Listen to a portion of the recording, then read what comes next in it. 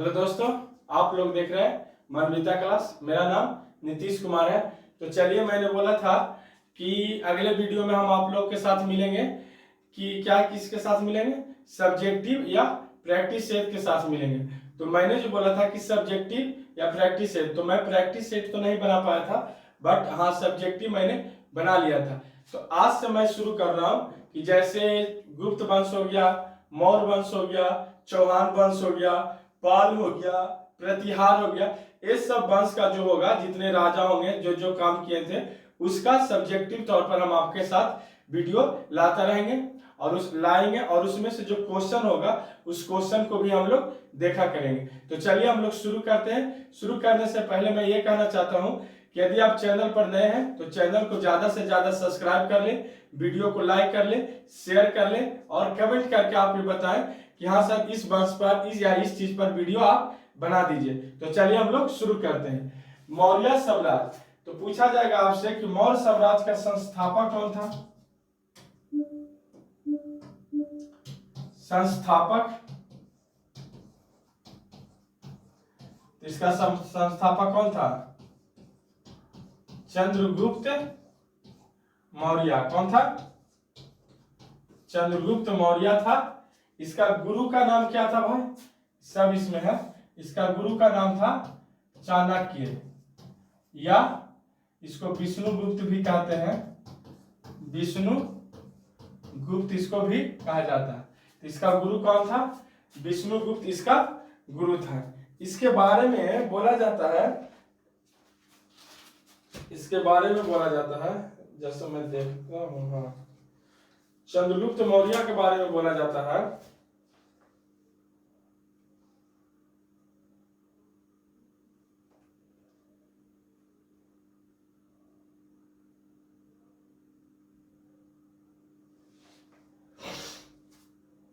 चंद्रगुप्त मौर्य के बारे में बोला जाता है कि जब चाणक्य को मौर्य साम्राज्य का स्थापना हुआ कैसे। यदि पूछा जाए कि मौर्य साम्राज्य तो था भी नहीं, कोई साम्राज्य भी नहीं था, तो जो ये था चाणक्य जो था, यह मगध साम्राज्य में क्या था, एक पंडित के रूप में या लेखक के रूप में या राजगुरु के रूप में हुआ था। लेकिन घनानंद ने उसको बेइज्जती करके वहां से उसको भगा दिया, मतलब लात मार के भगा दिया था। तो उसी समय चाणक्य ने प्रण लिया था कि मैं तुम्हारे साम्राज्य को क्या कर दूंगा, नष्ट कर दूंगा। फिर वहां से चाणक्य निकल गया। जब वह जाते जाते जंगल में गया तो उसे एक बालक दिखा। हुआ बालक कौन था? चंद्रगुप्त मौर्य।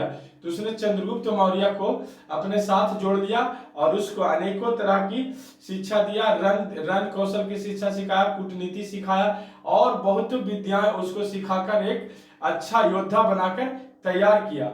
मात्र 2 आदमी ने, ऐसे तो सेना भी होगा, ये नहीं कहते हैं कि बाकी 2 आदमी के मेल से उतना बड़ा साम्राज्य, मगध साम्राज्य को हराकर इसने मौर्य साम्राज्य की स्थापना किया था।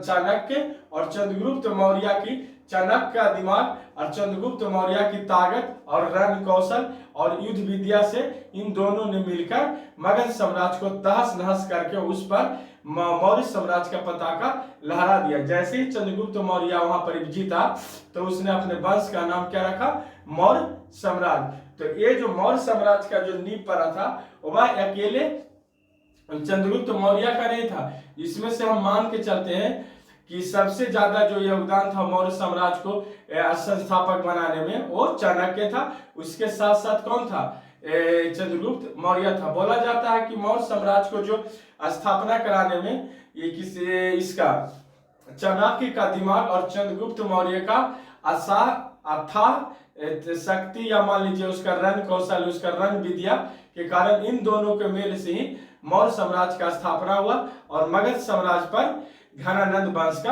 अंत हुआ। तो चलिए हम लोग देखते हैं, शुरू करते हैं। मौर्य साम्राज्य। मौर्य साम्राज्य का पहला राजा किसे मानेंगे हम लोग?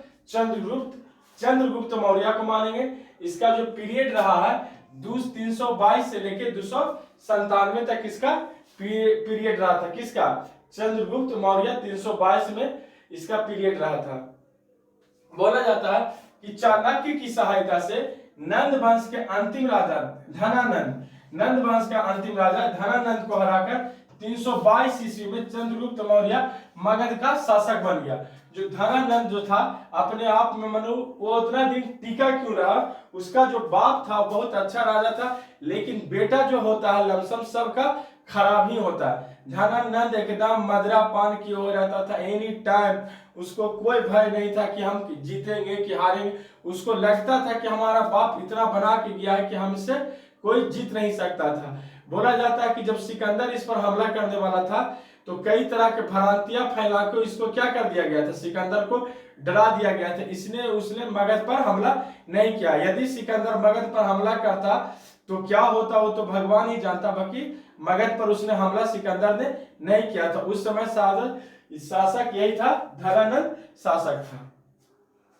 उसके बाद जैसे राजा बना ये चंद्रगुप्त, जैसे ही राजा बना तो 305 ईस्वी में जो यूनान का शासक या इसका थी मान लीजिए राजदूत जो सेलुकस था, इसका यूनान के शासक का ऐसे राजदूत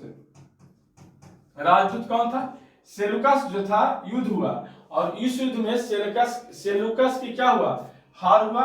इस युद्ध में सेलुकस की हार हुआ और दोनों के बीच जिसके तहत जब युद्ध होता है जैसे ही हुआ 322 में राजा बनता है और 305 ईसा पूर्व होगा जी, ईसा यहाँ पूर्व होगा, ईसा पूर्व में चल रहे हैं हम लोग।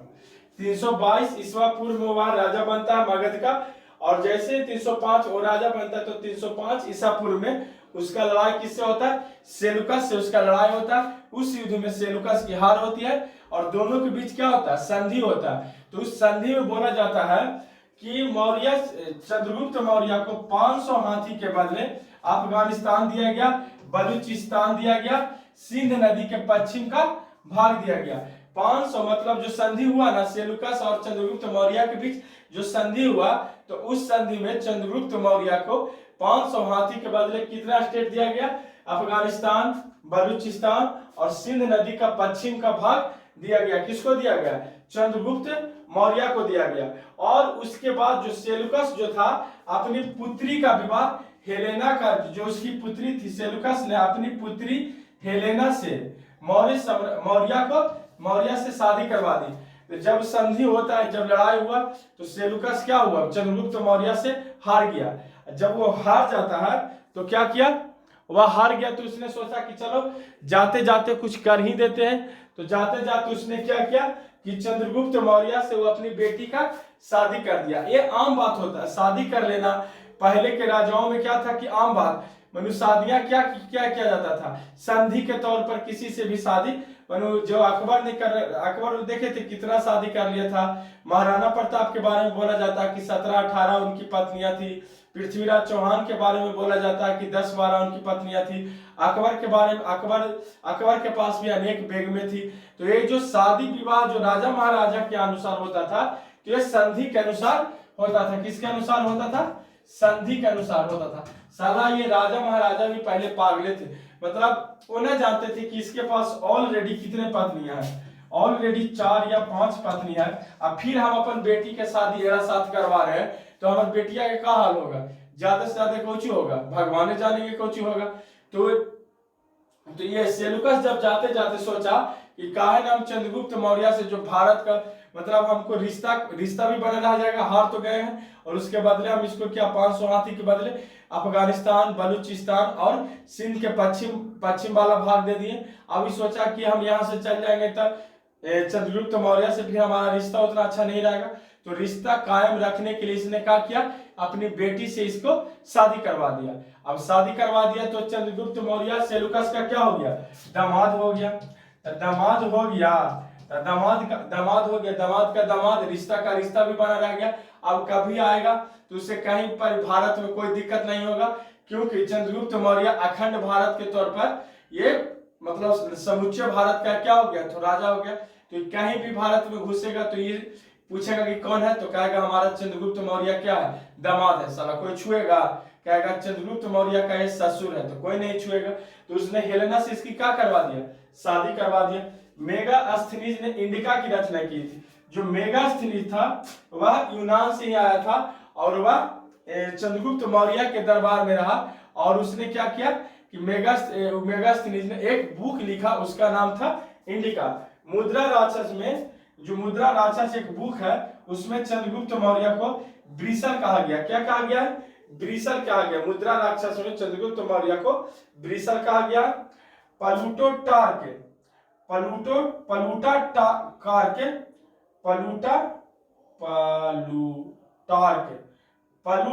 के अनुसार मौर्य ने 6 लाख सैनिकों के साथ, मनु बोला जाता है कि प्लूटार्क एक राइटर था, जिसके अनुसार बोला जाता है कि चंद्रगुप्त मौर्य ने 6 लाख सैनिकों के साथ उसने पूरे भारत को राउंड डाला और उसने पूरे भारत को अपने चरणों पर आने पर विवश कर दिया और उसने पूरे भारत पर एक छत्र राज कर लिया। वही बोला जाता है कि चंद्रगुप्त मौर्य के समय ही अखंड भारत का निर्माण हुआ था, अटक से कटक तक। तो वही था कि 6 लाख सेना लेकर उसने पूरे भारत को राउंड डालकर अपने चरणों पर ले आया और वही अखंड भारत का निर्माण होता है। किसके समय में? चंद्रगुप्त मौर्य के समय में। तो देखिए उसके समय में अफगानिस्तान भी हमारा, बलूचिस्तान भी हमारा, सिंध भी हमारा, यानी अटक से कटक तक क्या हो गया था? अखंड भारत का निर्माण हुआ था। मौर्य का जब अंतिम समय आया था, जब चंद्रगुप्त मौर्य सभी चीजों से हार गया, मतलब अब समय उसका आ गया था, तो उसने क्या किया? उसका जब अंतिम समय आ गया, तब उसने अंतिम समय में जैन धर्म को अपनाया था। उसने क्या किया था? अंतिम समय में जैन धर्म को अपनाया था। तो जैन धर्म के जो गुरु थे भद्रबाहु, जो जैन धर्म के गुरु थे भद्रबाहु के साथ उसने श्रवण बेलगोला गया, मतलब जो जैन धर्म उसने अपनाया। और वहां पर कहा गया? उसके गुरु भद्रबाहु के साथ श्रवण बेलगोला गया और चंद्रगिरी पहाड़ी पर, ये सब पूछ सकता है कि चंद्रगुप्त मौर्य अंतिम समय में किस जैन गुरु के साथ जुड़ा था? तो वह भद्रबाहु था। किस स्थान पर गया था? ये तो क्वेश्चन पूछा हुआ है बीपीएससी में भी, दरोगा में भी और बिहार पीसीएस में भी पूछा हुआ। तो श्रवण बेलगोला गया था और किस पहाड़ी पर गया था? तो चंद्रगिरी पहाड़ी पर जाकर संलेखना विधि से उसने क्या किया? अपने प्राण को त्याग दिया। संलेखना विधि से प्राण को त्याग दिया। एक क्वेश्चन ये बनता है, एक क्वेश्चन ये बनता है, एक क्वेश्चन ये बनता है, एक क्वेश्चन ये, एक लाइन से 4 या 5 क्वेश्चन बनता है। पूछा जाएगा कि चंद्रगुप्त मौर्य अपने अंतिम समय में कौन सा धर्म को अपनाया था? तो जैन धर्म को अपनाया था। एक क्वेश्चन, जब वो धर्म को अपना रहा था तो जैन धर्म के गुरु कौन थे? भद्रबाहु। 2 क्वेश्चन, जब वो अपनाकर किस जगह पर गया था? तो श्रवण बेलगोला जगह पर गया था। किस पहाड़ी पर गया था? तो चंद्रगिरी के पहाड़ी पर गया था। अच्छा तो ठीक है भाई, उसका मृत्यु किस विधि हुआ था? तो संलेखना विधि से उसने अपना प्राण को त्याग किया था। ये था मौर्य साम्राज्य का सबसे पहला राजा चंद्रगुप्त मौर्य। जो चंद्रगुप्त मौर्य वही था जिसने अखंड भारत का निर्माण किया था, अटक से कटक तक बोला जाता है। और चंद्रगुप्त मौर्य मौर्य साम्राज्य का पहला राजा था। चंद्रगुप्त मौर्य का कोई भी दादा बाप कोई राजा नहीं था, जो था चंद्रगुप्त मौर्य से ही शुरू होता। चंद्रगुप्त मौर्य एक साधारण बच्चा था, लेकिन चाणक्य के छत्र छाया में रह के वह एक बहुत बड़ा योद्धा बनकर और चाणक्य और चंद्रगुप्त मौर्य ने मगध साम्राज्य को तहस नहस करके उस पर मगध साम्राज्य पर मौर्य साम्राज्य की स्थापना किया। चलिए हम लोग आगे बढ़ते हैं। कुछ और पॉइंट है बिंदुसार देखने से पहले हम लोग कुछ पॉइंटों को देखेंगे। देखते बिंदुसारी, लेकिन कुछ पॉइंट था उसको हमने कवर किया है। देखिए कि जस्टिन ने एक एपिटोम की रचना की, जिसके 12वें खंड में भारत का वर्णन किया था। यदि पूछा जाएगा कि जस्टिन एक बुक लिखा था, उस बुक का क्या नाम था? तो एपिटोम उस बुक का नाम था। और पूछा जाएगा कि भारत का वर्णन किस खंड में किया था? तो उसने 12वें खंड में भारत का क्या किया था? वर्णन किया था। जस्टिन कहता है कि सिकंदर को मर जाने के बाद, जस्टिन का कथन है कि सिकंदर के मर जाने के बाद भारत अपनी गर्दन के दास्ता से जुआ उतार फेंकता है। मतलब भारत, मतलब उसका एक कथन है, यदि पूछेगा ये कथन दे दिया जाएगा कि सिकंदर को मर जाने के बाद भारत ने अपनी गर्दन की दास्ता को जुआ उतार फेंका। अब वहां रहेगा मैकियावेली, चाणक्य, जस्टिन और प्लूटोटार्क। अब पूछेगा कि यह किसका कथन है, तो ये किसका कथन है? जस्टिन का। बोला जाएगा कि सिकंदर के मर जाने के भारत अपनी दास्ता को जुआ को उतार फेंकता है। अभी पूछेगा कि यह किसका कथन है, तो यह कथन में आ जाएगा मैकियावेली, चाणक्य, प्लूटोटार्क और जस्टिन। तो हमें नहीं पढ़ा हुआ रहेगा तो हम कहीं गलत लगा के चलाएंगे। तो यह किसका कथन है? जस्टिन का कथन है। इंडिका की बिखरी हुई सामग्री को एक जगह संकलित करने का काम सबसे पहले 1846 ईस्वी में डॉक्टर स्वान बेग ने किया था। कौन किया था? जो इंडिका की जो बुक थी या ग्रंथ था वह विकृत हुआ था, तो उसको एक जगह करने का जो काम किया था किसने किया था? तो 1846 ईस्वी में डॉक्टर स्वान बेग ने इसको एक जगह किया, और इसका इंग्लिश में अनुवाद मैक्रिंदल महोदय ने 1891 ईस्वी में किया था। पूछा जाएगा कि इंडिका की बिखरी हुई सामग्री को एक जगह संकलित करने का काम सबसे पहले 1846 ईस्वी में डॉक्टर स्वान बेग ने किया, और इसको इंग्लिश में अनुवाद करने का काम मैक्रिंदल महोदय ने 1891 ईस्वी में किया था। मेगास्थनीज के ग्रंथ इंडिका के अनुसार जो मेगास्थनीज का जो ग्रंथ था इंडिका, उसके अनुसार भारत में कभी अकाल नहीं आ पड़ा था। मतलब उसने भारत में जब तक वो रहा होगा और उसके आने वाले उससे भी पहले उसने पूछा होगा और रिसर्च भी किया होगा, तो उससे लगा कि भारत में कभी अकाल नहीं पड़ा था। और उसके बुक के अनुसार उस बुक में लिखा हुआ है इंडिका में कि भारत में कभी अकाल नहीं पड़ा था। दास प्रथा का प्रचलन यहाँ नहीं था।